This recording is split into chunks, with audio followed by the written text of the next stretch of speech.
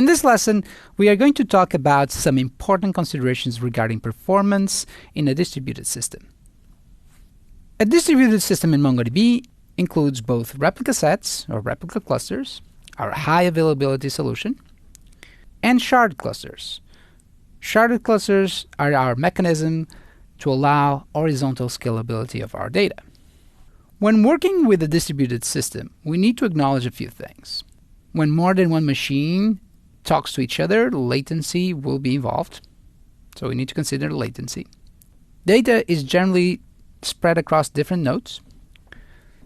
It's either copies of the data or different sets of data in different shards.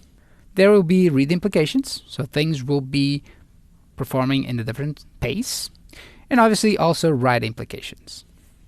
Now, regarding our replica sets, let me reinforce a message around this.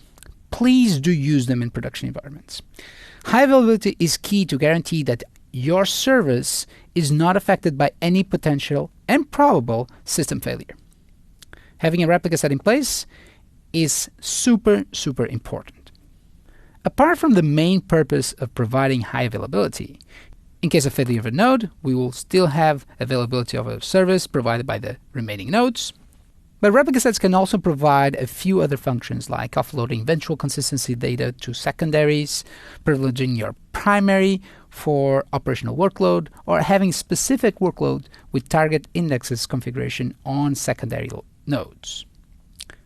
More on this topic to be covered in upcoming lessons.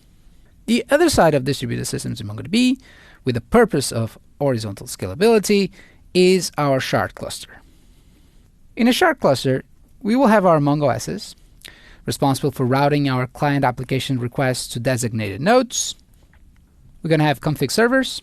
These nodes are responsible for holding the mapping of our shard cluster, where data sits at each point in time, but also the general configuration of our shard cluster in its own. And finally, we have our shard nodes. Shard nodes are responsible for holding the application data. Databases, collections, indexes, these will reside in these members and will be here that all major workload will be performed. Shard nodes are in themselves replica sets. This is important since if a shard node would not be configured as a replica set, therefore with no high availability for that node, we could eventually lose access in case of failure for a significant portion of our application data. And that's not cool. A shard cluster does require a few steps to be properly configured, but these are out of scope for this particular lesson. But we will be looking into what you need to know before you configure your shard cluster. Sharding is our horizontal scalability solution, which is a great scaling strategy for very large datasets. You will eventually reach the limits of your vertical scaling, either in terms of cost per performance gains. But before you jump into the sharding bandwagon, you need to consider if you are already reached those limits.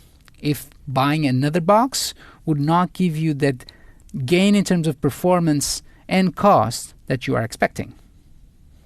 Another important thing is that you need to understand how your data grows and how your data is accessed.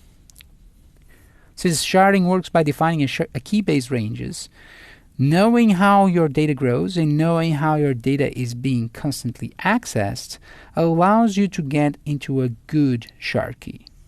And that's a very important exercise that you need to do before doing any sharding at all, is defining what would be a good shard key for your data set.